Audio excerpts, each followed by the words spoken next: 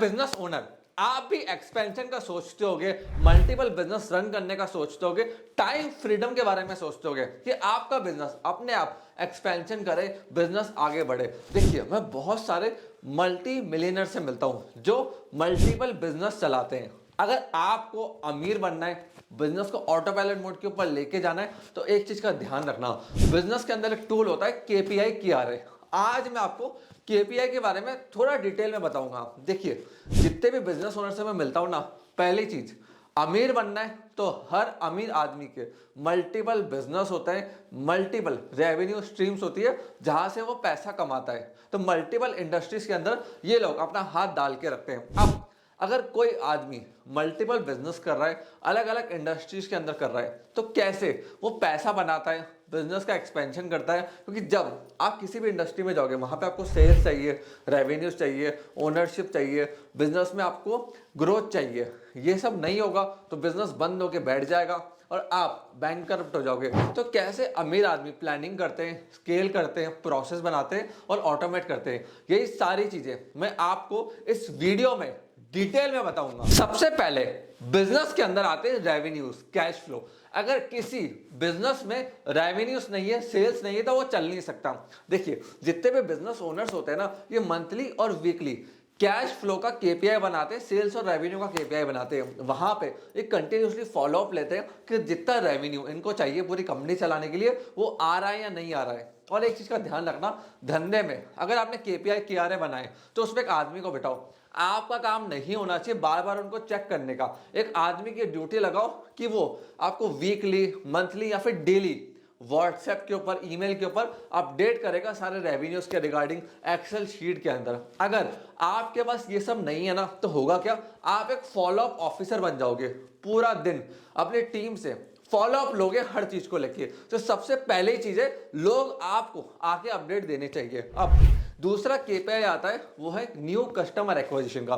Business में सबसे बड़ी दिक्कत क्या है, आप स्केल कर रहे हो, आपको क्या लग रहा है, मेरे को 20 लाख की सेल चाहिए थी, वो आ रही है, बट पुराने कस्टमर से आ रही है, नए कस्टमर से जीरो सेल है, नया कस्टमर एक्विजिशन है ही नहीं। उस बिजनेस में पता है क्या होता है, आपका बिजनेस चल रहा है, बट एक टाइम आएगा पुराने कस्टमर पैसा देना बंद कर देंगे या उनकी लाइफ टाइम वैल्यू खत्म हो जाएगी। जैसे एक कस्टमर की होती है, एग्जांपल से समझाता हूं। एक बच्चा नर्सरी क्लास में एंट्री लेता है, 12th से वो उस स्कूल से पास आउट कर जाएगा, तो अराउंड 14-15 साल तक वो बच्चा उस स्कूल के पास है। लेकिन क्या नर्सरी में एडमिशन लेने के बाद स्कूल वहीं पर रुक जाता है? न्यू एडमिशन लेने से नहीं।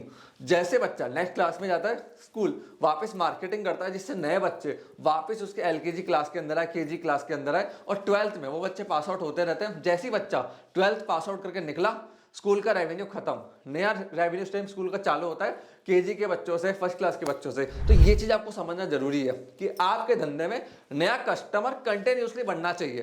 पुराना कस्टमर ठीक है, उसका फॉलोअप हर चीज होनी चाहिए, पैसा आना चाहिए, बट नया कस्टमर नहीं बन रहा तो एक टाइम बाद अब मार्केट शेयर को लूज कर जाओगे। देखिए, आज Amazon, Microsoft, Dell, Reliance, Tata, इतने बड़े वेंचर्स हैं, आज भी ये पैसा खर्च करते हैं ब्रांडिंग, मार्केटिंग में, कस्टमर एक्विजिशन में। क्यों? इनको पता है एक बार मार्केट छूटा हाथ से, कंपटीशन आया, हमारा मार्केट गया। आज भी हिंदुस्तान में इंश्योरेंस बिक रहा है और बढ़ रहा है तेजी से। तो मार्केट हमेशा बढ़ता है, इस चीज का ध्यान रखना। अपॉर्चुनिटीज हमेशा बढ़ती है। नोकिया, कोडैक, ब्लैकबेरी, तीनों मार्केट के लीडर थे। मार्केट शेयर कैसे लूज हुआ? क्योंकि ये नया कस्टमर एक्वायर नहीं कर पाए। इनको लगता था 70 से 80% मार्केट हमारे पास है, नया कस्टमर एक्वायर करके करेंगे क्या? आज 0% मार्केट शेयर पे आ गए। तो ये चीज को समझो, मार्केट के लीडर भी होना, तो एक टाइम बाद अगर आपने कस्टमर एक्विजिशन कम कर दिया, रोक दिया या नहीं कर पा रहे हो, आप मार्केट से आउट हो जाओगे। और देखिए, बिजनेस है ना, कैश पे चलता है।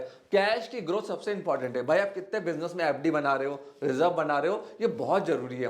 कैश के बिना फास्ट ग्रोथ नहीं कर सकते। आपको सैलरी बांटनी है, कैश चाहिए। आपको मार्केटिंग करनी है, कैश चाहिए। आपको एसेट एक्वायर करनी है, कैश चाहिए। हर चीज में कैश लगता है धंधे के अंदर। तो कैश पे फोकस करना चालू करो और साथ साथ केपीआईज बनाओ रिलेशनशिप बिल्डिंग की, कि क्लाइंट रिटेंशन कितना है। अब क्या आपके एम्प्लॉयज क्लाइंट रिटेंशन कर पा रहे हैं? एग्जिस्टिंग क्लाइंट से पैसा रिकवरी हो पा रहा है, कस्टमर का सेटिस्फेक्शन स्कोर क्या है, इसको बोलते हैं सेट, CSAT।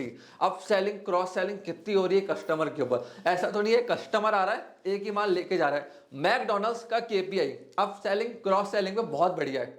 KFC ले लो, मैकडोनल्ड्स ले लो, तो काफी सारी ब्रांड्स इन सारे KPIs के ऊपर फोकस करती है। अब अगर आपका बिजनेस B2B भी है तो वहां की भी KPI बनाओ कि वहां पे आपका स्कोर कैसा चल रहा है, उस डिपार्टमेंट में कौन बैठा हुआ है, उसकी रिपोर्ट्स लो, उसके फॉलोअप लो। इन KPI की मदद से आप बिजनेस में तेज स्केल कर सकते हो, बड़े रेवेन्यूज कर सकते हो और धंधे को आगे लेके जा सकते हो। सबसे इंपॉर्टेंट चीज मैं आपको बताता हूं, बिजनेस के अंदर आपने इतनी सारी KPI बना ली, बट इन पे फोकस कौन करेगा। आपके बिजनेस के अंदर 20 KPI आपने रेडी करी, अब एक चीज का ध्यान रखना, आप 20 KPI पे कभी फोकस कर ही नहीं सकते हो। उस KPI पे फोकस करना है जो सबसे इंपॉर्टेंट है, बहुत ज्यादा। 20 KPIs पे नहीं करना है, 30 KPI पे नहीं करना है, वहां पे आपको एक आदमी को हायर करना है। क्योंकि अगर आपने 20 KPI पे फोकस करना चालू कर दिया तो कोई ना कोई KPI छूट गई और अल्टीमेटली आप ओनरशिप सेट के एम्प्लॉय पे आ जाओगे, पूरा दिन फॉलोअप लेते रहोगे। एक अच्छा आदमी बिठाओ, वहां पे उसको इंसेंटिव दो कि भैया ये मेरी KPI है, इस डिपार्टमेंट की ये KPI अचीव हो गई तो तेरे को इंसेंटिव मिलेगा। तो वो आदमी भागना चाहिए उस इंसेंटिव के लिए, उस KPI को अचीव करने के लिए, जिससे वो काम ऑटो पायलट मोड के ऊपर हो। और देखिए KPI को स्टडी करना, कस्टमर को, टीम को, फीडबैक्स बहुत इंपॉर्टेंट होते हैं। मैं काफी सारे बिजनेस ओनर से रिसेंटली मिला, अराउंड मैंने 100 में से 98 लोगों में ये देखा कि वो लोग डिसीजन लेते गट फीलिंग के ऊपर, दिल की फीलिंग के ऊपर, या उनके माइंड में थॉट आया, डिसीजन ले लिया।